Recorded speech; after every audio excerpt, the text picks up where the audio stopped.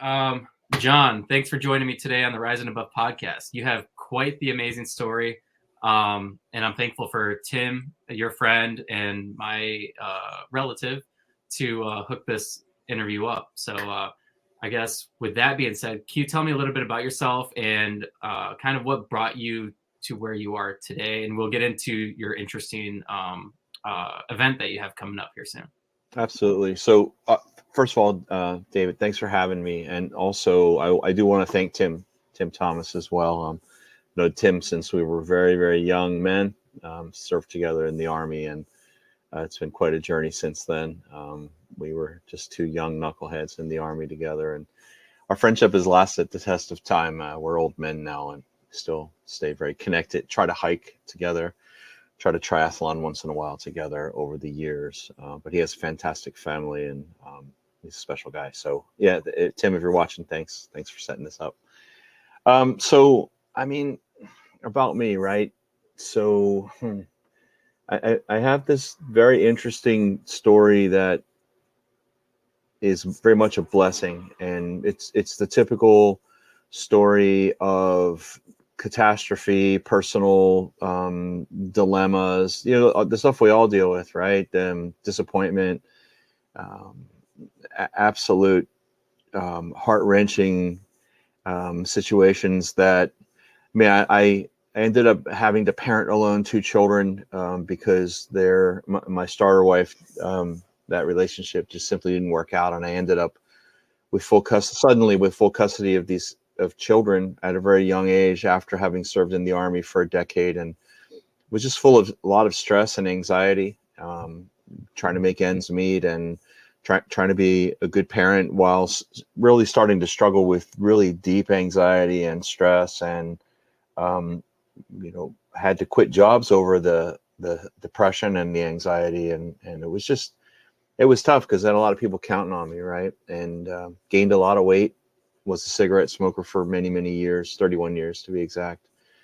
It just was a mess. Did not have a good handle on my life. Didn't have a good handle on what I thought I could be, and it all came to this interesting confluence in December of 2011, and I was running some errands on December 17th, and it was severely overweight, and had been winded a lot recently, and I thought it was just because I was a fat dude, and I was almost 300 pounds at the time. And I went to a local casino in Pennsylvania. I had recently moved. I married, actually. I remarried during that time and had moved to New Jersey. My children were trying to establish themselves in PA. And I went to the casino because they offered me some free play. And I took the little goofy free play card, and I left my ID in the car. I left my ATM card in the car, and I left my cell phone charging in the car. So all I had was this goofy little $60 free to play in the casino in Pennsylvania. So I went in, and the next thing I know, I'm deep in a coma 4 days later because I apparently I suffered a STEMI, a sudden cardiac arrest, sitting right there on that stool. And I had this big sugary drink next to me and a fresh pack of smokes, and I was just going to smoke the afternoon away and play my free play. And the early pictures of me, and I'll share them with you, they have me in a neck brace, and I think it's because the witnesses saw me fall off the stool. I went from alive to this fatal fibrillation of my heart, and I fell off the stool and hit my head and my neck so hard that they told the EMTs that they thought I broke my neck. And so I was fortunately, there was this beautiful volunteer on the scene, and I got to meet her later, and she is a friend of mine now, but she was an off-duty EMT, saw me go into fibrillation, took control of the scene, started knife pointing at people. You get the defibrillator, you call 911, and just took over. I was defibrillated 3 times at the scene, 3 times in the ambulance, and 3 times in the emergency room. I just really wanted to check out. And they finally went ahead and put me into this deep they call it, it's when they cool your body down a lot. It's what the heck do they call it? It's The cryo. it's a therapeutic treatment where they lower your core body temperature to protect your heart. And I'll remember it while we're talking. But in order to do that, they also induce a coma. And the reason they induce the coma, it's hypothermia therapy, right? And so they basically lower your core body temperature down into the 80s, somewhere in the 80s, and your body wants to go into hypothermia, but so they put you on meds, and the meds basically put you in a coma, and you're only supposed to stay in there for 24 hours. But I wouldn't come out. They kept trying to bring me out. I wouldn't come out. Meanwhile, my family has no idea where I am, because that little goofy ID card just had an old address from PA on it, and it was like I don't know, maybe 72 hours, maybe 80, 90 hours. My family had no idea where I was. My son was living in Florida. My wife was freaked out. My daughter had no idea. And I'm not the kind of guy that doesn't answer calls or come home, right? So it's right. They were thinking. Yeah, it was crazy. And so apparently there was an off-duty police officer who was at the casino that recognized me because I was a youth basketball coach a couple years prior to that. He asked my name, and they told him, well, we have just this ID. We don't have the rest of his ID, so we don't know how to talk to his next of kin or to his family. So the police officer went and ran. The way the story goes is he went to his computer and he typed my name in. Unfortunately, I love my children, but they had a very difficult youth, and so fortunately they were both in trouble often as juveniles, and so we came up a lot. Just a whole list of my daughter, my son, and so he went to the last known address, and I had already sold my house. And rings the doorbell. And the people that I sold the house to said, he doesn't live here anymore. We don't know where he lives. And so the cop went around and talked to the neighbors. Across the street was one of my son's good friends, Sean. And he starts calling my son in Florida. And I don't remember, but it might have been a Sunday morning at this time, or maybe. So I knew my son was probably out partying the night before and was sleeping it off. So it took all day to get him on the phone. And finally, they raised my son on the phone, Sean did, and he connected all the dots and called everybody, and then flew up here to see me in a coma. So that's the beginning of the story. That's where it all started. And for me, I call it my ground zero. I was overweight. I was unhealthy. I was stressed out. I was that guy that would flip you off in traffic. I was just a mess. And that day I got reset. I was kind of being rebooted. And so I could tell you how it progresses from there as well. But yeah, so that's pretty much the setting the table on what happens next over the next decade. So yeah, absolutely. So how old were you when that happened? I was 49 years old, and Wow. was pretty young for something like that to happen. But these things are indiscriminate. They happen. For me, it might have been a combination of several things. Of course, it was health. I was overweight. The smoking didn't help. The stress didn't help. I was stressed out all the time. I was actually on meds and off meds, on meds and off meds for stress, anxiety. I would completely shut down. The anxiety was so outrageous that I never knew if I was going to get a call from the school to pick up one of the kids who was causing problems, or if whatever it was, right? If I was going to not be able to make ends meet because I was trying to provide a 2-income neighborhood life for my kids, but I was a 1-income guy, and managing their school and everything else. So, yeah, I was pretty young at the time, but I think that all the factors were ripe. It's funny too. I had heart disease and didn't even know it. I just thought I was fat. I'm winded going upstairs. Of course, I'm winded. I weigh almost 300 pounds, and I don't weigh 300 pounds now. I weigh in like 215, but that's a pretty decent off-season weight for me. I'm not training for anything right now except for life. But like if I'm on the Appalachian Trail, I'll dip under 200 pounds. But at that time, I was over 300 pounds, or close to 300 pounds. And yeah, I was just miserable. And like the meds were horrible. The meds would make you really lethargic, and the meds themselves caused like a stupor effect. So you weren't really depressed, but you were kind of useless, right? Mm. And the anxiety didn't cause your arms to go numb when you were driving, and your eyes to kind of see spots when you were driving, because you were so freaked out about what the day was going to hold, right? Right. The meds would take care of that, but then you would be useless. Right. That makes sense. I have a friend that she is on I can't remember what antidepressant it is, but she's like, I think it almost makes it worse for me to take it. I'm like, Yeah, I mean, we're always looking for that, right? I mean, nothing against people who have found a treatment that works for them, but for me, it just wasn't right. And anyway, I got that reset, and so go ahead. how did you go from being this person who's angry, frustrated, stressed out, depressed, severely overweight, completely unhealthy, to being this, I would say, ultra mountain climber, right?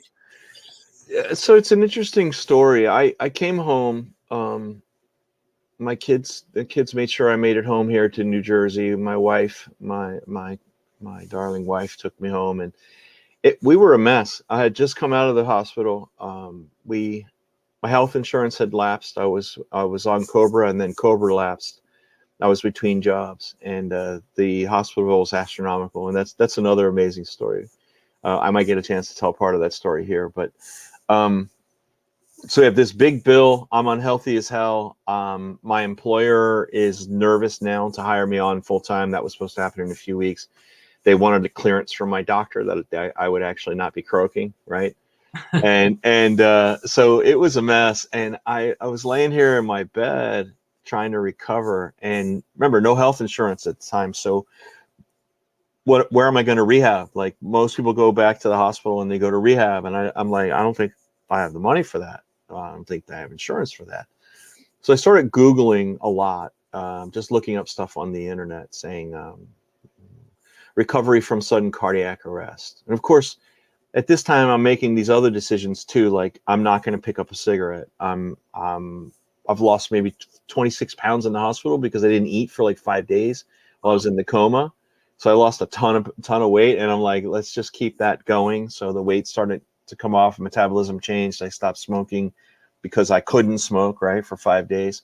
And so I just said, I'm just going to stick with this. I'm going to cut back on my eating. I'm not going to eat to make me feel better. I'm just going to eat when I need to. And so I started kind of grazing. And then I of course I was on all these meds, and I had to come back in 30 days for a follow-up. But during that 30 days, I started researching and thinking, hey, I got reset here. What do I want to do now? Am I going to go on disability and like milk this and lay around and never go back to work? I'm only 49, turning 50. And I said, no, let's look at other options. So I started Googling, and then I went to the swimming pool. I have a swimming pool where I live. It's a complex that has like an indoor pool. And I started like walking in the indoor pool. It was the only thing I could think of that was low impact. And this guy there, he was an older dude, he said to me, I was telling him my story because I still had like the IV marks, and I had the scar in my leg from when they did the surgery. They come in through one of your major arteries, and in my case, through your inner thigh to do all the work. And he said to me, oh man, you're going to recover just fine. You're going to be like those guys, flat line to finish line. I read about them on the internet, and I said, flat line to finish line. I looked it up, and it's these people called the Iron Heart Foundation. They're in Washington State, and there's this dude named David Watkins. And David Watkins had like 3 cardiac arrests, a stroke, and all this stuff one day. And he was like in the height of his life. He was an athlete. He was strong. He was a triathlete, and he got struck down. And the Iron Heart Foundation is an amazing foundation. So I started emailing with him, and he was super responsive. He said, yeah, you can do this. Make sure that you talk to your doctor, figure out what your numbers are, figure out what the science is around what you think you can do, and start doing it. We'd be glad to have you. And I said, what does that mean? He says, well, we have a Facebook group. We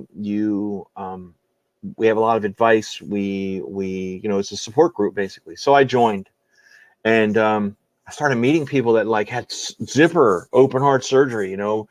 They were born with birth defects. They had valve replacements, and these guys are doing like 15-mile swims, and they're on their 3rd Ironman. And I was like all teared up. I'm like, yeah, this is the guy I would like to be.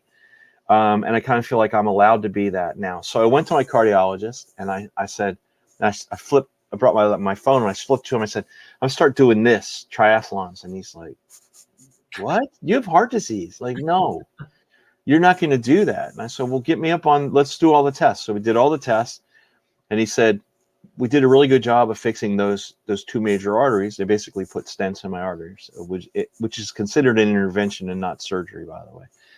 And he says, other than that, you're healthy / normal. You just have titanium parts in your arteries. And I said, okay, cool. I heard the normal, and I went, cool.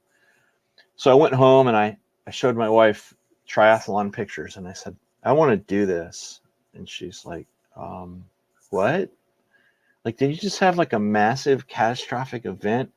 I said, yeah, but I think the next time, the next time I die, I don't want it to be in a casino with a pack of cigarettes next to me and big sugary drink. I'd rather it be like on an open water swim or on some mountain ridgeline somewhere. And she said, I'm not talking you out of this. I said, no. So 9 months later, I did my first triathlon in Atlantic City, and it was a sprint, but it was something, you know. I swam and the ocean or in a waterway, and I rode I think it was 12 miles, and I ran a 5K, and I did it all under 2 hours, which really sucks. But I was the fastest guy that had died there, so so it was amazing, and that started the whole thing. And I started doing it with this group called the Delmo Sports. I love all of his events here in New Jersey, so I did several of them, and I have pictures of that whole thing too. Maybe I can share them with you here. Let me show you. I'll bring you up to that with photos, right? So let me bring this up. Let me share my screen now real quick too. All right, let's see. All right, I'm going to share these podcast photos that I had set aside for you. Can you see that one? Yep. Yeah, so that's me in my hypothermia therapy coma. And I think my sister took that picture, and which I thought was interesting. Like, why would she said I thought this was going to be the last picture of you. And I was like, yeah, great. And so this next picture is so I actually leverage this picture quite a bit when I try to show people before and after of, you know, what life can do to you when you're not looking, and how you can take whatever chances you've been given. So I've been given a second chance, and I'm very grateful for it. And I actually feel kind of guilty about it sometimes because I clearly didn't deserve it at the time. Right. So, and then this has been a joke for a while. That's my daughter, my stepdaughter, and my son. And so I told you I joined the Iron Heart Foundation, and I got this idea that I would hike the Appalachian Trail, the whole thing, in 2017. And so this is just kind of a joke that my daughters put together. Get up, old man. You got a lot of training and preparing to do in order to get on the Appalachian Trail in 2017. And I actually called that endeavor Heart Hike. So it was a fundraising and awareness campaign within the Iron Heart Foundation called Heart Hike. So here, I'm going to unshare now. That kind of brings you up to where I am. So when you started training for your first it wasn't an Ironman, it was a triathlon. It was a triathlon, right? And these were all sprint distances, which for me were good enough for a while, and then I got bored with them, and I wanted something more epic. What was that process like? Was it difficult, and were you still severely overweight? So here's the thing, right? I was so scared when if you have a cardiac arrest or any other kind of mysterious catastrophe that where suddenly your body just says, you know what, I'm done, and you check out. The fear factor is amazing. Like, I remember, so one of the biggest things I had to overcome was, so I couldn't even ride my bike on a trail or out on the highway because I was afraid that if something happened, how am I going to dial 911 or you know? So it was unfounded too, because you're just scared. And as a matter of fact, for 3 weeks after the cardiac arrest, I was severely sleep deprived, and because I didn't want to go to bed, I didn't want to go to sleep. I tried to stay up because I felt like if I went to sleep, I wouldn't wake up. And it was just, the fear was amazing. And so then I started training. And I remember the first day that I started training, I found $100 steel Schwinn bike. I didn't even have a bike. And so I bought a $100 steel Schwinn bike, a 1981 World. And it was beautiful, but it was steel. So it was super heavy. And I intended to triathlon in it. And I have a picture of myself triathloning in this old steel bike. But that day I got on the bike and I rode around the block, and then I walked around the block and I was exhausted. And then the next day I did the same thing and the same thing and the same thing. And before you know it, I was running in the pool. Running in the pool was great. I still kind of resort to aquatic type exercises. A lot of my buddies make fun of me and say it's low impact. It's really good. Well, I say it's geriatric exercises, but it's how I made my comeback in the pool. I was running and swimming in the pool. And I'm at the point now where, like right now, even so, I mentioned that I wasn't training. I'm really not training for an event right now, but usually when I do train for an event, so I did hike some of the Benton Mackay Trail earlier in the year, and I trained for that. And I was running in the pool. I got to the point where I was running about 2 hours nonstop in the pool, Wow. which was great. The resistance is awesome, but Yeah. so it was scary. And I remember the first. I convinced my buddy Sean to ride across the state of New Jersey with me, which sounds long, but it's not. It's a 50-mile ride. And in order to, and that basically that was a mental thing. I wanted to get to the point where I could let go of being close to the car, being close to my house, because the fear was, it was overwhelming, and it was actually slowing me down. So we did this ride across New Jersey on highways, back streets, through state parks, and it was wonderful. And then a lot of the fear of being alone or being away from familiar things and sweating that whole 911 call, which subsequently hasn't happened. So I started chipping away at that. And then I did the 15 triathlons over like 4 or 5 years. And I started getting bored with it. And I went to my cardiologist and I said, I want to go bigger. I want to do Olympic distance or maybe an Ironman. And we disagreed about it a lot. And I almost fired him. I said, look, I need you to focus on my choices, and I'm making choices off of your science. So when you give me numbers, when we check my resting heart rate and it's at 50 or 47, which is fantastic because I've been working my heart like a muscle, and my weight's good and my numbers are all good, and we did the annual stress test, and they do the sonogram, and they see that everything's fine. When you do all that, I'm going to decide to do what I'm going to do next. And so triathlon just became not a chore, but it just became the same thing every year. And so in 2016, we were driving somewhere, and I don't remember where it was in Pennsylvania. We stopped for a quick break, and I saw this white blaze on a tree, and I went, I wonder what that is. And I figured out that was the Appalachian Trail, or Appalachian Trail if you're north of the Mason-Dixon. And I said, started reading about that. I remember a buddy of mine's brother did some of that in high school. I just thought it was really cool. And then I realized that thing goes from just north of Atlanta all the way to the middle of eastern Maine, and it's 2,190 plus miles. So that day I came home and I showed my wife my phone again, and I said, I'm gonna hike this. And she goes, that's nice, honey.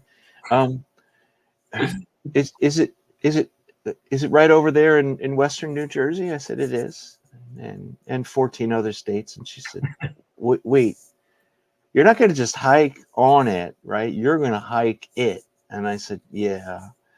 And so how far is that? I said, well, it's like 2,200 miles ish.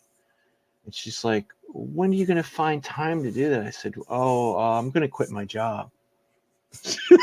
Wait, what? And so this is 2016. And then my grandson was born, and I had to wait to 17. The grandson was a surprise. So I had to wait till 17. And fortunately, I was a consultant and my contract was ending. And my employer said, hey, how'd you like to be a full-time employee? You're doing great here. And I said, sure. Can I start in 6 months? They said, why? I said, this thing that I want to do. And they're like, oh, cool. So sure enough, I saved up and funded the whole thing and left my wife with all the money to pay the bills. And in May of 2017, I got on the Appalachian Trail in Georgia. My wife dropped me off. And the idea was that I would go as far as I could.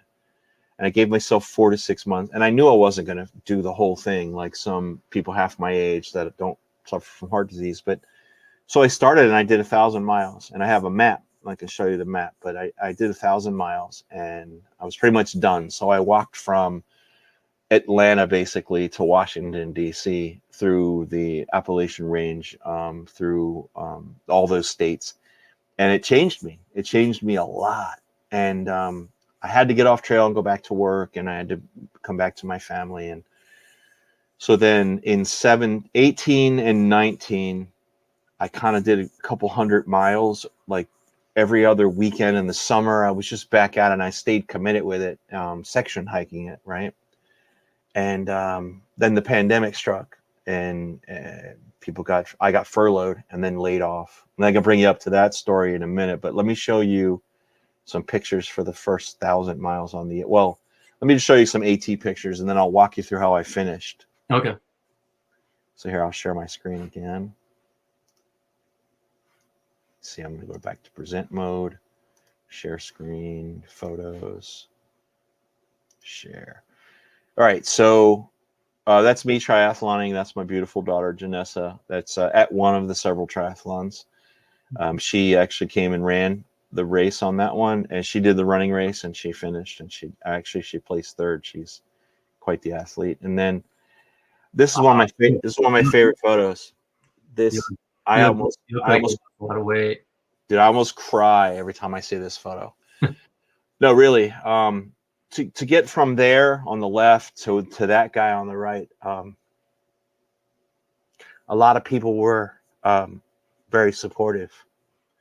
And again, I don't feel like I deserve to have turned into that guy on the right. But yeah, my wife, my kids, people in the community, God, is just so many things just came together. And of course, it's not perfect. That guy on the right's not perfect. He's just way further down the journey than that guy on the left. And the guy there on the left was so lost, and was given that reboot. So yeah, you see the difference. You can feel the difference. I could imagine. At that point, how much weight did you lose? I would say that I was in the worst shape of my life, and I weighed in the high 280s.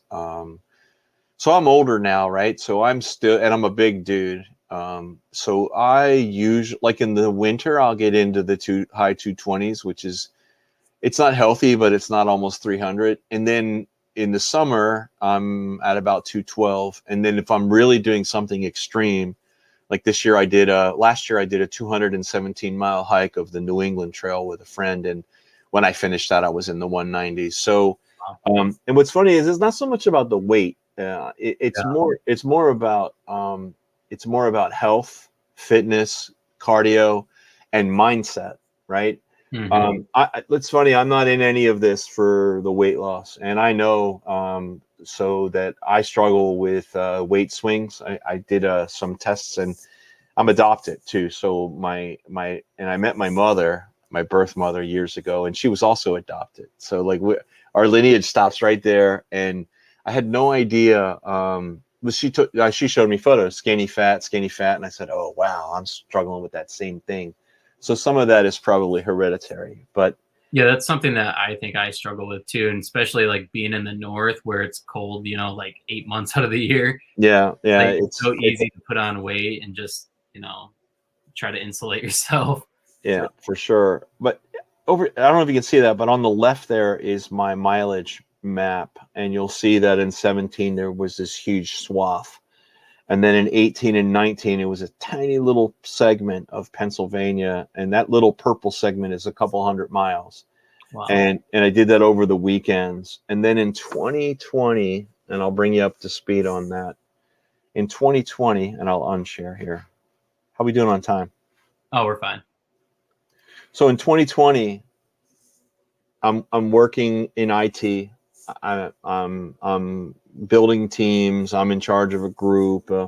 Career's going really good, and suddenly, the whole COVID-19 is happening, and there's infighting at the company anyway where I was working. I'm not going to slam them here, but And so they're thinking of doing a mass layoff. COVID hits, and they decide that's the great excuse to do a mass layoff. So they do the mass layoff, and I'm on the list, and I get severance.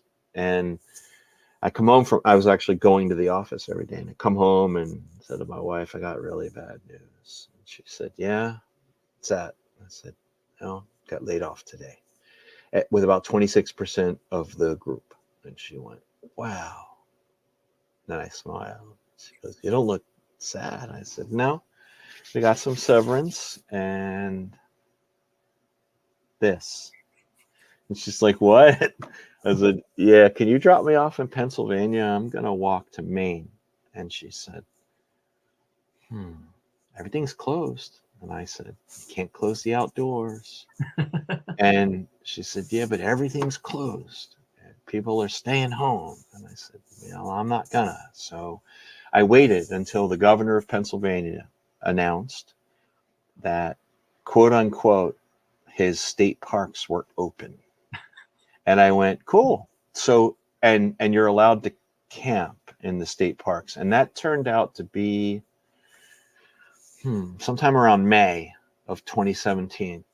And I was watching the horror stories of 2020. 2020, I mean, yeah, 2020. Second time on the trail for a long haul. The first one was 1,000 miles. This one was set to be about 1,000 miles as well. And so I was watching Facebook. I was watching people shaming each other for being on the trail. I was watching the new CEO of the ATC down there, the Appalachian Trail Conservancy, make all these decisions that the trail was closed and that you should go home. And they were putting police tape over shelters, and they were putting padlocks on privies, which are the outhouses, and it just horror stories of people who are on trail. And then there was this whole group of people that were arguing, well, the best place to social distance is in the woods. And then, I'm not going to be of no impact in the woods. And if I were home, I'd still be able to go to the CVS and to my grocery store in the Home Depot. And so I'm going to expose and get exposed more in the real world than I would in the hiking world. And so that whole argument was going on. And I just decided I didn't care about the argument, that I was going to give it a shot. And so in May, I got on. And I got on in May, and my goal was to do the whole thing. And I got all the way up to Maine. And again, evolved again. They call these things long ass section hikes, right? They're called lashers. So if you're a section hiker, but you're out for more than 500 miles, they call you a lasher, right? Long ass section hiker. I called mine flashes because they were F-wording long ass section hikes. These were long, like we're almost 900 miles in the second one, over 1,000 in the first one. And so here I am out for almost 900 miles, and I get to Maine, and then I decide it's time to come back home again. Family, work. It was time to get back to work. Things were reopening. Jobs were starting to happen again. The reaction to COVID-19 was starting to slow down and become less restrictive, and it was time to get back to a job. And so I, again, called my wife, and I said, I think I want to get off trail. I have about 161 miles left. I'm going to save them for next year. And I did. I saved them. And so in 2021, I technically finished the AT. And I went back and did Maine with some friends, like the large swath of Maine, the second half of the 100-mile wilderness, etc. But so that's the AT story. So I started in 17, finished in 21. Literally changed me. I was thinking of writing a book about, something like From Dead Guy to Long Ass Section Hiker, or From Dead Guy to Flasher. But the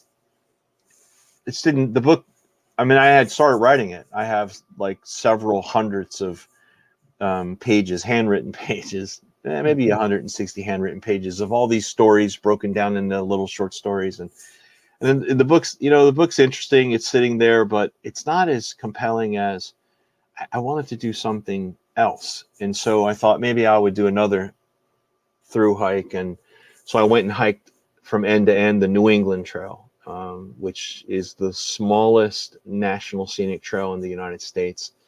And that was cool. And I got finished that. And then I'll bring you up to where we are now with this new company that we started called IronHike. But I think I have some more photos to show you. Let me see. Yeah. So, any questions so far on me walking you through this journey? No, I mean, I want to know what has this done to you mentally? Like, I mean, because I just ran a marathon Sunday, and I saw that. Nice work. Thank you. But I've been training for it for 12 weeks, and I've done an ultra marathon before. But there's something that happens to me like mentally when I'm training for something. Like I go into this like zone where like most other things don't, like things that would typically like bother me or affect me don't, and I become extremely dedicated to this. Yeah. To this one thing, and it kind of changes who you are as a person mentally in a lot of different areas. Makes you more dedicated and disciplined. Yeah, it does. And here, let me show you. So this is me on the AT, getting it done in 2021, and then that's me on the New England Trail, somewhere in Connecticut. It was beautiful. A lot of cliff walking, like right over there is the Fall to Your Death, and that's all day long. But it was beautiful and relatively safe. It starts in New Hampshire, the border of New Hampshire and Massachusetts, and it's 217 miles down to Long Island Sound, basically the Atlantic Ocean, and it was amazing. And then I'll get to I forgot to tell you, I also did a pilgrimage in Spain with my wife on the Camino de Santiago. This is the Portuguese way. But there she is back there, and there we are trying to look indigenous. I got my European hat on, and there I am in Europe on the Camino de Santiago, the Camino Portugués, which was really a cool trek. So you get your wife involved in this too? Oh yeah, she's a huge supporter, and she this was her idea of hiking. So she doesn't like the dirty shelters, the tent camping. She wanted to do European hiking, which means that we walk in kilometers all day, and somehow kilometers just are easier than miles. And we walk in kilometers all day long, and we stop in the middle of the day and have little bocadillos with wine. We drink red wine out of ceramic bowls, and she just loves hiking in Europe. And then at night we have fresh seafood and baguette and stay in a guest house. Or she just loved hiking in Europe. So I said, yeah, we can do that. We can do shishi hiking. I gave it a name. It's called gliking. You've heard of glamping. You've heard of glamping. This is gliking. But still she's totally involved and totally engaged, and this is where it evolved to. And I give her a lot of credit. We did some big days. On the last day, the last push into Santiago, in northern Galicia in Spain, we started in Portugal. It's 142 kilometers, which is probably 70 miles. You'd have to carry the one. I don't really convert well, but it was a long one. It was over 100 kilometers, and the last day was a 14-mile day. And a 14-mile day for anybody with a pack on is an honest day's work. And I was very impressed by that. And so there I am. So let's get to like the changes. And this is me triathloning again recently. It's kind of you'll see the beard is the old man beard, and there we are recently triathloning. I would say that's probably last year.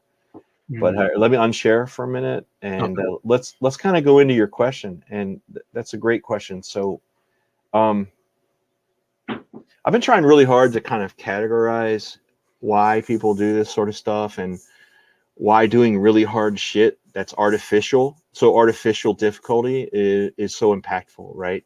Mm-hmm. And so I know for me, if you think about it, life itself is huge risk. Every morning you wake up, it's scary. Like life is scary. So many people, I know a little bit about your own story, have been dealt really bad cards. They have really difficult background. They have really difficult upbringing. They're super unprivileged. Horrible shit happens to people. People die that you love. People are deceitful. You'll get lied to. People will cheat on you. People will abandon you. All sorts of crazy shit can happen in your life. And it's hard. Yeah. It's really hard. And so I find that none of that hard shit is helpful. It doesn't make you stronger. All the real hard shit in your life makes you weaker. It kicks the living shit out of your spirit, right? And so when you get to control the hard shit, when you get to pick the really hard things, like a triathlon, like a marathon, like a long hike, like a tough mudder, like an iron hike, like a 9-mile open water swim, and you get to say, this is super hard. This is really pushing my personal limits, but I'm going to train for it, and I'm going to get my mind right for it, and I'm going to get in the right mindset, and then I'm going to conquer that. That gives you this strength now that was in a controlled environment, that it prepared you for the other shit you have no control over. And I find that the things that are used to really just take the wind out of my sails, the things that used to just flatten me, they don't have a lot of power over me now. Once I've been struck dead and brought back and announced normal and healthy, and then, the normal part my wife would argue about, but and I've done all this stuff, and I've chosen to involve myself in these type of communities.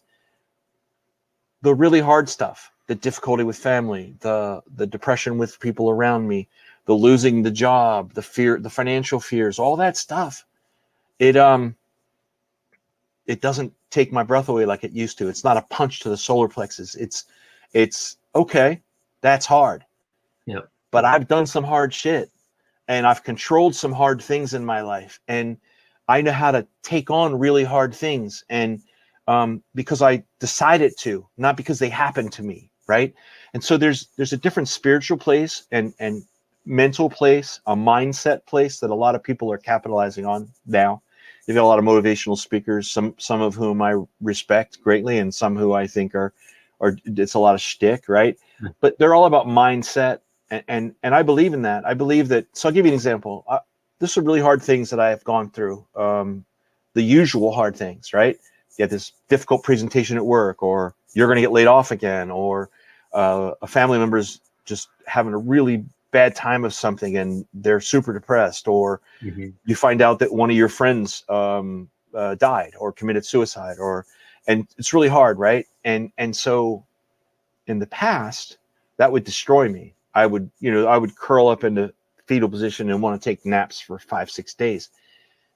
Now I think about that really hard time that I had, where I put myself in a position where I had to hike 16 miles, or I would get hypothermia. Oh, because if I didn't get down off this ridge line tonight, I could probably die.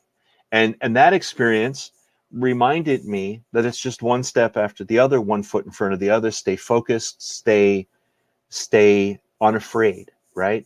And so those artificial hard things help you with the real hard things is real. Yeah, and absolutely. so It's like training in a sense. You're training your mind to be able to handle the bullshit things in life. Yeah, I was thinking about that this morning as I was prepping to come on with you, and I said, I'm not training right now for anything. I am exercising, so I have and this from all the stuff that you've been doing. There's a difference between exercising and training. Yeah. And so, but I am in training right now in many ways. And if you were to ask me, what are you training for? I'm training for that real shit, that real hard stuff that used to take me out, that used to destroy me. Everything that I'm doing, the decisions I'm making, the way I approach my day, the way I approach the people around me, the way I approach my own existence and my own fragile existence, is for me very much training for all the stuff that's coming. And I know it's coming. It's coming for everyone. I mean, you're going to die, right? You're going to get old if you're lucky. If you get old and you're lucky, you're going to have ailments. You may get cancer. You may have a stroke. I mean, all that stuff's coming, right? Yeah. And so how do you prepare yourself for that? A lot of it's mental, and you get to the mental place, I think, alongside of the spiritual place, if you can, through the physical. Now, remember, a lot of people that might listen to this or that we may know can't do the stuff we're doing. I know people with heart disease that really literally can't get out of their driveway. So it's harder for them. It's harder for them to get here, right? Yeah. Because we're able to push ourselves physically and physiologically and spiritually and put ourselves in difficult situations that are artificial, so that we can become stronger, so that both in mind and spirit, not just body, so we can take on. And I thoroughly expect, I'm 60 now, right? But I thoroughly expect in my late 70s to be frail and old, like everyone, right? Father Time has his way. And I expect to still be mentally strong because of the years of putting myself through it. And you watch I have a lot of older friends, and some of them are in their early 80s, and they're just scared to death of everything. And I don't want to be there, right? I don't want to be scared to death of it. So, of the real stuff. Right. So anyway, that's my version of what I think works for me, and why I like to do epic, long, protracted things. And I also believe that you should be doing at least one epic thing a year. And there are people out there that are making money in the industry that are motivational speakers that say the same thing. But if you look at our lifestyles, me and my tribe of friends, we do one epic thing a year, and we call it our giddy up calendar. And the giddy up calendar, we start planning in around Thanksgiving through Christmas for the following year. And it's full. You got people out doing 100 miles on the 8th Appalachian Trail. Someone's going to through hike the BMT. Someone's going to do a 9-mile open water swim. And the guys that are less physical, I'm going to hike for 3 days with my family, or I'm going to go kayaking on this kayaking trip or this rafting trip. Some epic thing every year to keep this and this strong. Absolutely. Is where I am. Yeah. I think that's actually a good point, a good goal, is to do one thing every year that you have to train vigorously for. And it could be anything, honestly. Like you had just mentioned, kayaking, running, boating, like it could be anything. Yeah, and not just physically, right? There's something that's going to stretch. It's going to stretch your limits. Like if you've never camped and you've decided that your husband and you are going to go on an 18-day Colorado River rafting trip where you row all day and sleep on the riverbank at night for 18 days. That's not an ultra. That's not a marathon, but that's some hard shit, right? That's really hard, especially if you're sheltered and you've embraced comfort and you just want to stay home all the time. And that's going to push your limits. That's going to open your heart. It's going to open your head to a different way of seeing things. Absolutely. Yeah, I completely agree with that. So real quick, can you tell me a little bit about IronHike and your goals for that and like what it is? Yes. I mean, you explained it to me, but for the listeners who don't know what it is. Yeah, so I'll tell you the backstory on why we started it. So first of all, IronHike is an endurance production company. It's a startup. I'm the founder, and I have this group of co-founders that are military. It turns out we're all military veterans, but it isn't a military organization per se, but we are all Army veterans to be exact. And so I talked a little bit about the Giddy Up calendar a while ago, and I think that everyone that's all about mindset, that's all about doing epic things every year. We all have this thing that we jokingly in our group, in our tribe, we refer to as the Giddy Up calendar, and it's what are you doing next year that's badass, right? Well, what kind of badass things are you trying to do? And last Thanksgiving, I was thinking about what I wanted to do, and I knew I wanted to start section hiking the Benton MacKaye Trail because it's just a beautiful trail. It starts at Springer Mountain, Georgia, and goes to the end of the Great Smoky Mountains. And I decided I was going to northbound it, starting at the north, and I was going to like go maybe a week's worth of distance south and hike north. And so I did that this spring, but I also wanted to do something new. I thought maybe I would triathlon again, or maybe try some of these adventure races. And I discovered this company called 29029, and they specialize in what they call Everesting. Now, Everesting is a cycling challenge, really, where cyclists decided that there's rules around it. It's very structured, but you would cycle up a mountain and then come back down, and cycle up a mountain and come back down, and the distances has to all be prescribed, and it's and they have records. Like there's a guy who's the fastest Everester on cycling. And the goal is for them to get to the elevation of 29,029, which is the old elevation of Mount Everest from sea level. Mm-hmm. And so Everesting became this cycling thing. And so this guy, Jesse Eisler, he's a pretty famous dude. He used to be a rapper, and he's a world-renowned promoter. He's a motivational speaker. I have a ton of respect for him. But I just discovered him when I found his event. And so I'm looking at this 29029, and here's the way it works. He rents a mountain somewhere, and in this case it was Stratton Mountain in Vermont, which I had hiked over on the AT but in a different direction. And people sign up and they trek up a ski slope and they jump in the chairlift or gondola and they come down. And they rinse and repeat that until they reach 29,029. And it's a huge thing. He's got a big following. There are 7 of them every year, and he sells out. And I thought, wow, that's interesting. So I started doing my homework before reaching out to my buds. And I realized that he's the only elevation-based foot event, hiking, trail running, whatever. It's not a race in the market. And he's wildly successful. And I started analyzing what he does differently than a typical race, a typical marathon, a typical Tough Mudder. And so I pinged my buddies, and I conspicuously, his pricing wasn't on the website. I thought that was interesting. So on December 1st, I pinged 4 of my buddies and I said, let's sign up for this. So we did. We all pre-registered. And then I'll never forget it. December 22nd, sitting around waiting for Christmas to pop, and the email shows up. 29029 Everesting. Registration is now open. So I call my buddy Cliff. I'm like, dude, it's open. It's open. So we log in and we click, $5,000. And I went, what? This can't be right. And so I Googled it, make sure the price was right. And other people were freaked out and complaining about it. And yet other people have paid it. Previous year, it was $4,600. So I asked Mike, who's a former Ranger, Green Beret, physician, deployed multiple times recently. He's about my age. And I said, hey, can you do that? Do you want to do that with me? And he says, hang on a second. Comes back like 3 seconds later. No, there's no way my wife's going to let me pay $5,000 to sweat my balls off all day for 36 hours. And I go, no, you're right. I said, you're right. So then I called Cliff and I said, hey, can we do this? He goes, wow, that's really expensive, but it looks like so much fun, man. Maybe we can do it. He's got, you can pay over in 4 payments. I said, yeah, let me ask. Honey, she goes, no, just no. So I said, Cliff, no. And he laughed and he said, me too, no. And I said, all right, dude.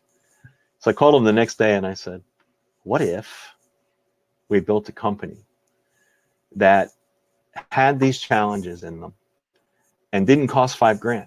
And maybe the 10 people or 15 people that looked at it, for everyone that actually paid for it and said, nah, I can't do that, it's too expensive. Maybe that's our audience. And we all laughed about it, except I didn't laugh. They were laughing and I didn't laugh. And 3 days later, I invited them to a presentation in which I had worked out all the details on a startup that would be the David competitor for the Goliath event series that already exists, called 29029. They don't even know who I am. But the goal was, let's do one of these by the end of this year. And this was already in February. And so, okay.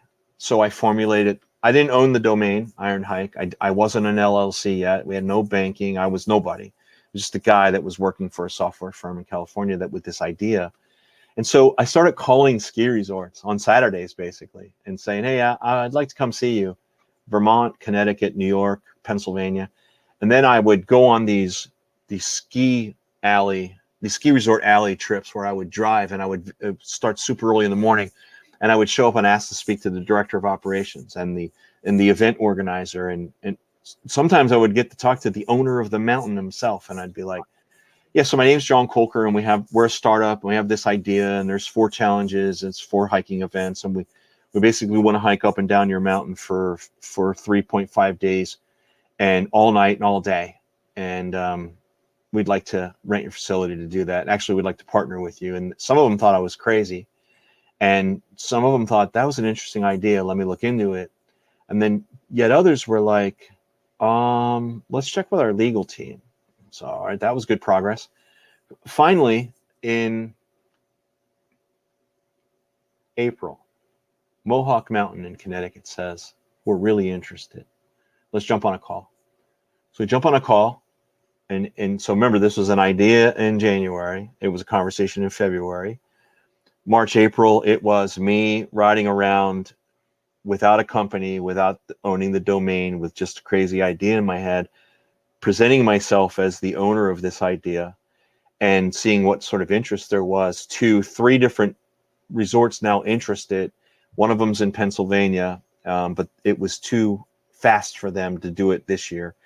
One in Connecticut and another one in Connecticut that wanted to go this year. And I start the conversation. Lawyers are involved. Agreements are being written. Non-disclosure agreements are being signed. And I still don't own a company, right? So my wife and I go to Hawaii on a trip that was sponsored by my then employer. And the night that we get to Hawaii, I said to her, I gotta start this business. So I logged on to Zen Business, which is the Mark Cuban company, and I did all the paperwork. And I basically started the company while on another company's vacation, and while I was being paid for President's Club. And we came home, and it was from that point on, it was breakneck speed. I mean, we signed an agreement, we negotiated the price, we negotiated the schedule, we negotiated the hours, and then I reached out to. I had a lot of problems to solve now, right? Because everyone wants to be a founder until it's time to do founder shit, right? So now I gotta build a registration engine. I got to build a website. I got to get banking. I got to figure out finances. I got to figure out how much it's all going to cost. And I got to figure out why my competitor charges $5,000. Is he charging $5,000 because it cost him $4,000 per person? I don't know. I got to figure all this out, right? So we started that. The month of June was all that. And by July 7th, we had a registration engine. We had charities interested in being engaged. Now we have 3 signature charities involved. We had to figure out pricing. We had to figure out social media, which we're not quite done with yet. And I reached out to a lot of people who I thought would help me who didn't. And it was interesting to me. Like, I reached out to a bunch of established businesses that do similar things, and they didn't reply. They're like, good luck, figure it out. And because that was interesting to me, because I wonder, I'm not sure about that yet. It might be that we're actually could be competitors, and so we're hoping for that. But a couple of interesting things about that too. So again, that no fear, having trained my brain, my mind, my heart, my body for many, many years, this was a natural leap for me and not scary at all. It's like everything else we do in the world that we create, for this artificial challenging world that we create for ourselves. You have to put your feet on that trail and start walking before you figure out, and you'll figure it out once you're on that trail and you're walking. And so that's what we do. We put our feet on a trail and start walking. So we've got 30 days left. The website's live. It's getting a ton of traffic. People are signing up. We have it's going to be a small boutique kind of event this year. I would say there's going to be about 50 to 100 people there. And that's impressive. But it's shocking to me. I had no idea.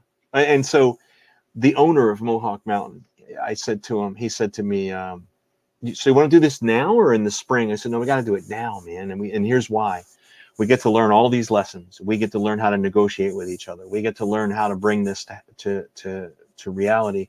And we get to do it with a relatively small audience, because next year, this isn't going to be small. This is going to be huge.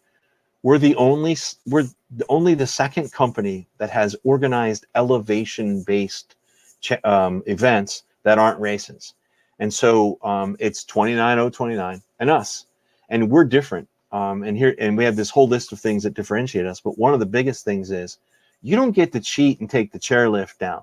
There's no gondolas. There's no yurts. There's no open bar for 3 days. This is a difficult event. Hard work and grit. Yeah, we're not going to make it so that the only thing you have to lift is your feet. You're going to be lifting some fingers too. You got to fetch your own water. You got to bring your own food. You got to set up your own tent when you're going to tent camp right off the course. So it's all part of that challenge, right?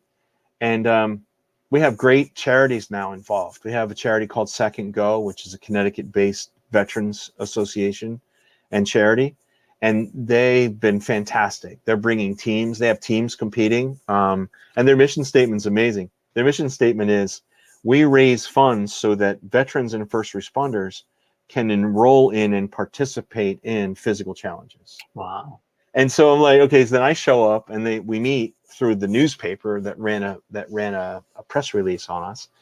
And it's just been amazing. And then I have a guy raising funds awareness funds and awareness for St. Jude's Hospital for Childhood Cancer Research. And this guy's a beast. He's a special forces dude. I met him on the AT in 2020. Turns out he was a mutual friend of another guy that I already knew. And he is a beast. And he's going to do 122 laps up and down Mohawk Mountain for a grand total of 152 miles. Oh. And it's 72 feet of elevation gain and loss in 3.5 days, in 84 hours. And I believe he'll do it. And he's not some sort of ultra dude.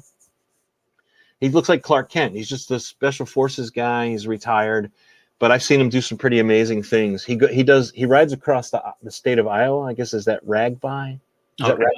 He does Ragby, and when he finishes with guys that are semi-professional cyclists. Wow! And he's got a goofy cheap bike, and he's like wearing non-cycling stuff, and they're like, "What club do you cycle for?" He goes, "No, I'm just out here, man," because he's that guy, you know. But he's gonna be doing Olympus Mons. I'm excited about it. So that's who we are. 30 days away. Would love to. So it's September 30th. It is, but a lot of people are tent camping the night before, so there's activities on Friday. Okay. So it goes, and I'll explain it. I'll explain how it works real quick. The logistics. So it goes from Friday to Tuesday. There are 4 events. They start with Klingman's Dome, and so a lot of people ask about these names. We decided to namesake each one of our events, and so we picked a namesake mountain that's meaningful.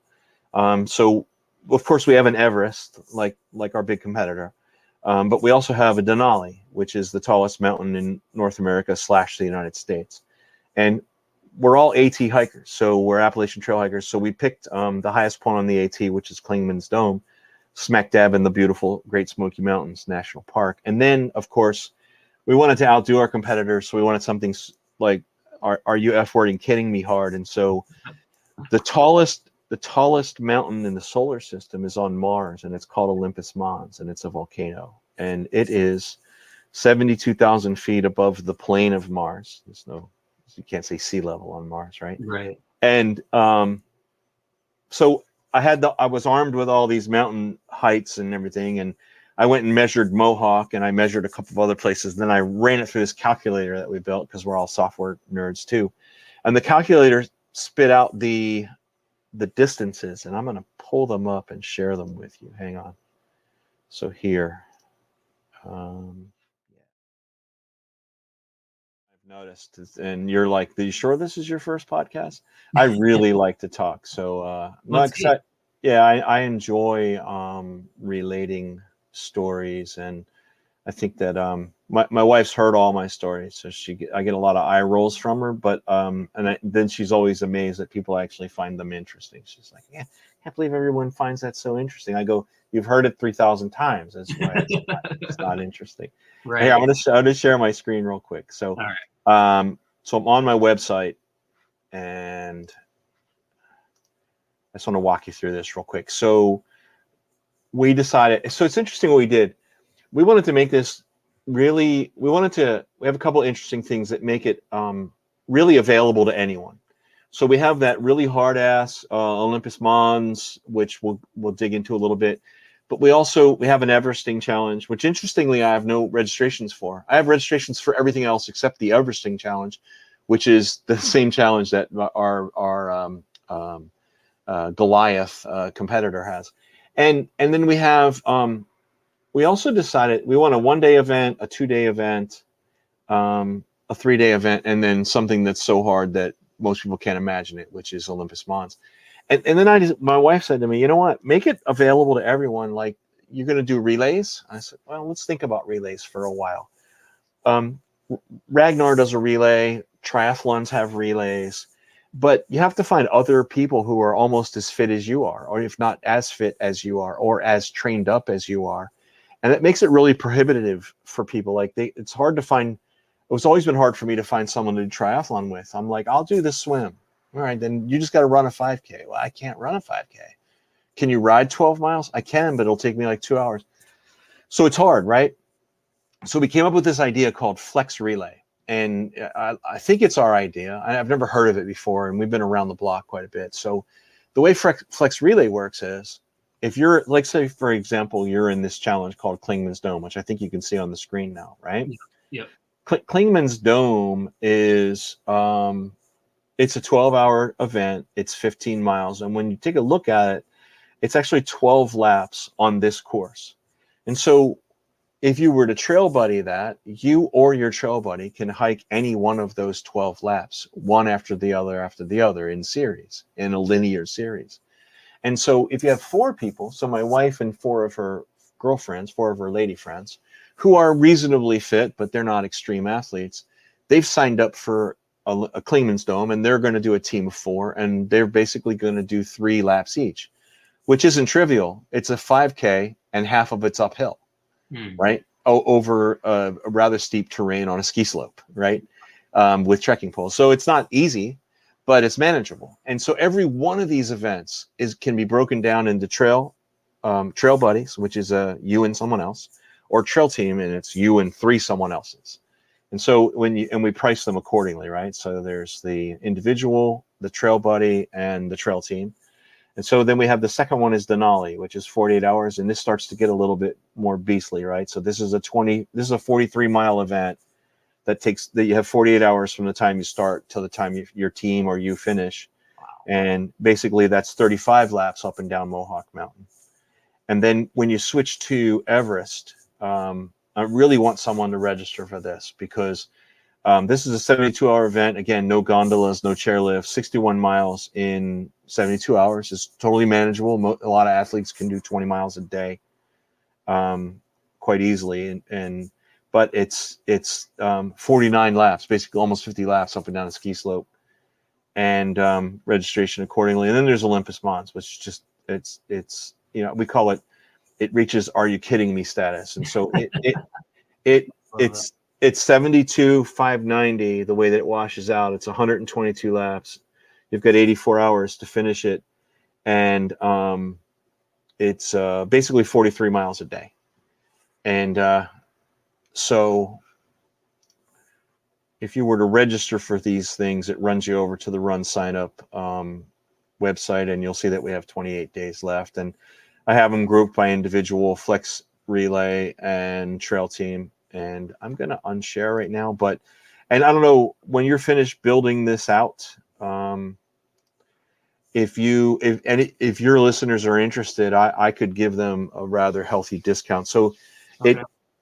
There's a lot of other things I want to mention too, real quick. So it's in Connecticut. If you're traveling from out of state, we don't cover your travel expenses or anything like that. That's not included in the registration. But what you get in the registration is we have the multi-day event. There's camping right off. So there's like 4 ski areas or 5 ski areas at Mohawk.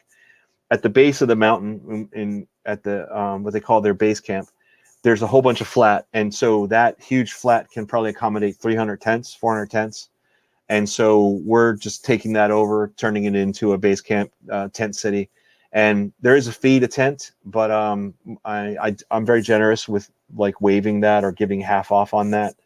It's usually like $35 a night per athlete, and then you can buy a pass for $50, and it'll allow you to bring up to 6 other people. Like we call them tenting spectators. Some people want to have a crew with them, their wife, their son-in-law, their kids, whatever. Right. They're allowed to tent. So if you're doing a 2-day event, your family can tent with you, and then run to the store during the day and bring you supplies and all that kind of stuff at the local convenience store down the street. But yeah. So and then there's the Veterans Organization is putting together some cool stuff. They're going to have drum circles. I'm not sure if you're familiar with drum circles, but they're kind of a mesmerizing therapeutic effect. I think we're doing that twice. It's going to be a blast. And it's the inaugural event. We have really cool bling as well. We have great finishers medals. I wish I could show it to you quickly. Maybe I can. And then we can wrap up. Do you have any questions about like? I don't think so. So as far as like the listeners, when the listeners hear this and if they're interested in doing it, you had mentioned some sort of discount or whatever. Would you be able to provide some sort of discount code? Yeah, absolutely. And so what I think I would do is there'd be 2 codes. The one would be if you just decided you wanted to come just for a Saturday, I would give you one code that would give you a percentage off your registration. and what I'll do is I'll send you that after this meeting, and then you can actually mention it in your podcast and or type it out. And if they're doing multi-day events, the tenting gets a little pricey, so I'll probably give half off of tenting, so that for you, your team, and your family and friends that want to tent with you, I'll give you half off. And but I wanted to find real quick. I want to show you the finishers medal. We're really proud of that. So here, hang on. I'll show you a picture of it. There's a Facebook group as well. If there's a lot of questions being answered there. So the website address is ironhike.com. And then the Facebook group is called IronHike at Mohawk Mountain. So if you just type in IronHike, all one word, in Facebook, it's the only one. And just ask to join, because we don't like trolls. So join. And but here, I'm going to share with you the bling, because it's pretty darn cool. But yeah, would be super willing to give discounts. And then we also have the ability to set up a 15-minute call at the website. It says, I believe it's called Request a Call. And let's say that you want to do it with 4 people, and you just really want to talk about it first, because you're going to bring 4 people to Connecticut for 2.5 days. My team and I are happy to jump on a call and have a conversation with you. Okay, cool. So here, let me share this with you. I'm going to share my screen. So here is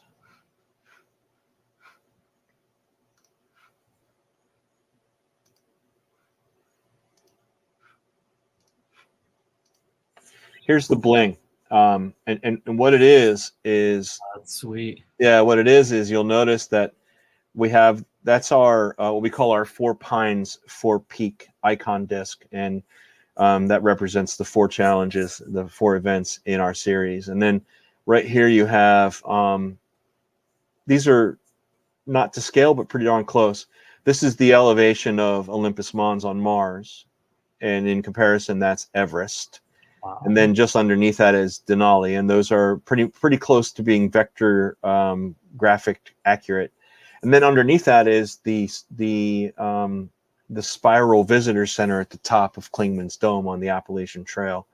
And so it's funny, I sketched this on a piece of notebook paper while I was sitting through a very boring spelling bee that I was invited to for my 4th grade niece in Maryland. My wife, we're going to go to Lexi's spelling bee. I'm like, great. and yeah, I love my nieces, but I brought a sketch pad, and I was just kind of trying to figure out what a cool medal would look like. And then I put IronHike in a scroll, and the scroll intentionally goes down and up, because that's pretty much what you do at an IronHike event, is you go down and up. And then we have this kind of interesting clasping as well. Let me show you what that looks like. So what you'll see here is and this is not finalized yet, but this is you see how it has 3 links. We're going to, this year you're going to get 2023 on the bottom of your medal, but next year you're going to get a single clasp for the event you were in, whether or not it was an individual or a relay, and the year. And then, of course, the ribbon, when we have the venue in Pennsylvania and other places, the ribbon will change. So I just wanted to share that with you. There's a lot of really cool things going on. I really like that. This really, for me, this is very appealing to the inner 6th grader that most of us are. Yeah. And I got a cool medal. You'll see people almost kill themselves for a finisher's medal. You for sure will. When I got mine at my marathon, after finishing my marathon, I was like, this is the coolest thing ever. Like, it's so dumb. It's just a little medal, but you know what it is? It's the physical representation of toil, dedication, effort, mindset. I mean, that's what it is. Yeah. I have a rack of 18 of them out there from all the different things I've been involved in post cardiac arrest.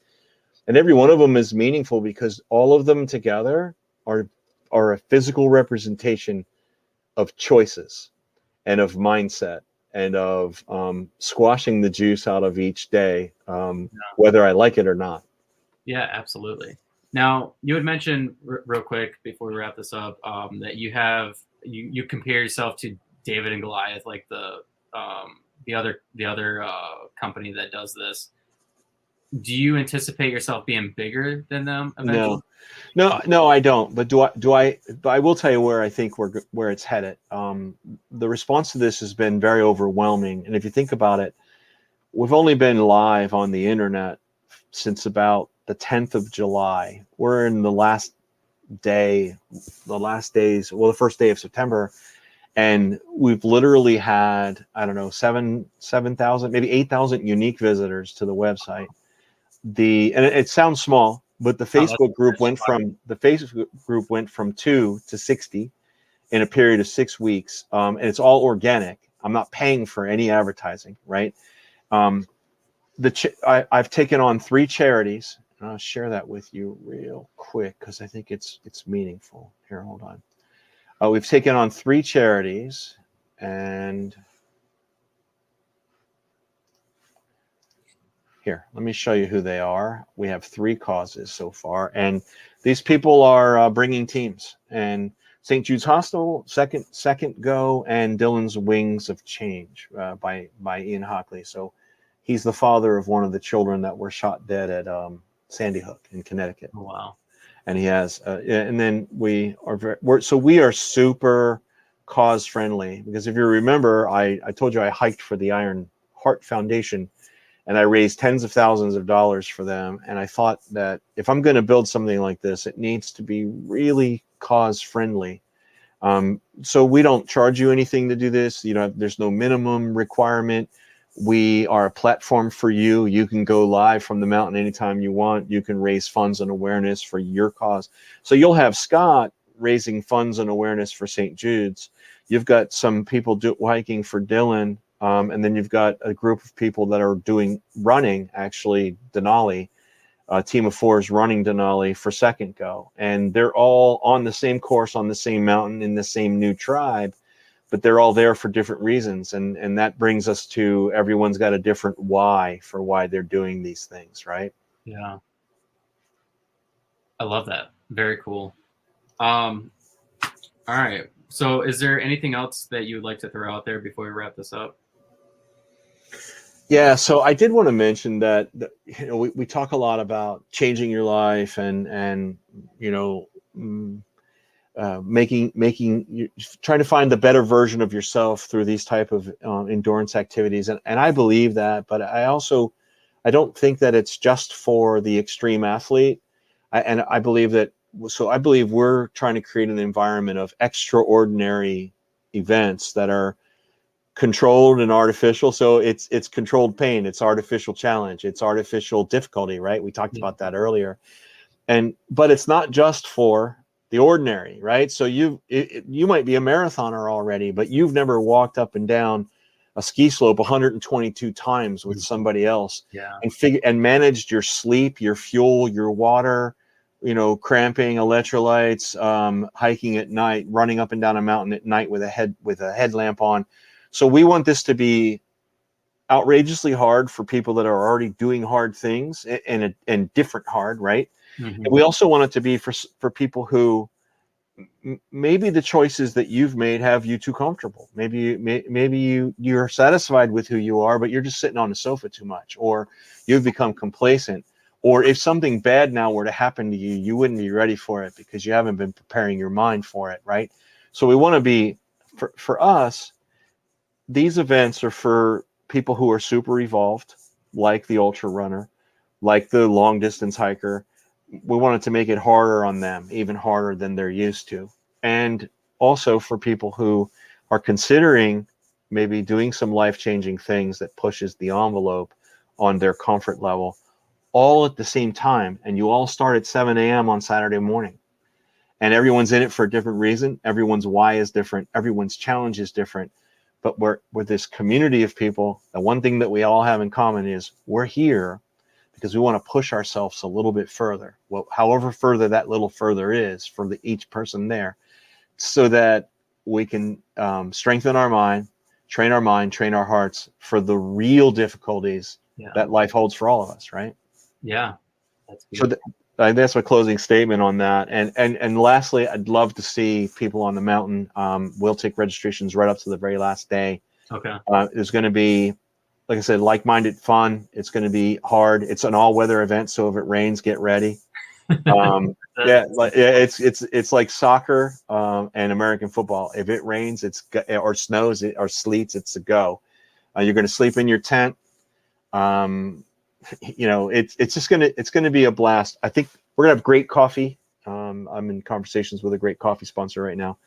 We're also, I'm not going to drop names yet, but and the other thing is we're working on food trucks right now. My original notion was, no, we're not going to pamper anybody. It was not going to be like Goliath. You're not going to have an open bar for 3 days, and we're not going to provide fancy food and yurts and gondolas. So we're going to make a list of things that you could bring in your food bag. We're going to allow backpacking stoves, but I've heard talk now at Mohawk that there might be some food trucks scheduled, which would be cool, right? Which would be really cool. There'll be some tchotchkes and some samples in your packet pickup. But I think it's very promising. I think that this inaugural event's going to be super unique. It's going to be right now it's the cheapest it's ever going to be. We do expect the price point to go up considerably as buzz increases. And next year we expect to be at another venue in Pennsylvania as well. So the goal for next year is 3 series, and then the following year I want to be at 5, and then in 2026 at the height of the company, we'd like to be running 7, and we'd like to have 2 out west, 1 in Colorado and 1 outside of Las Vegas in the Red Rock Canyon area. So we have big goals. It's a long trail, and we just started walking it. So that's awesome. Well, thanks for doing the podcast. I wish we could do. I always wish we could do these in person. They're so much more personable. But what state are you in? Michigan. Michigan. Yeah. So are you coming out to New England anytime soon? Because we have 2 events next year, June and October. You could be a special guest. You could actually podcast from the mountain next year. That would actually be pretty cool. Yeah. Possibly. We'll have to talk about that. Okay, man. Yeah. All right, I'll let you go. I really appreciate the time. Do you think you can share the edited version before it goes live with me? Yep. I definitely will. I'll email it to you. When it does go live, all the links will be in the show notes. I think I used a few cuss words. My wife's not going to be happy, but the good news is my wife won't listen past the first 3 minutes. so if you can leave all the curse word, the shit and the F words and all that, if I said any, leave those till later in the podcast, so she'll never get to them. All right. All right, dudes. It's a pleasure to meet you. Absolutely.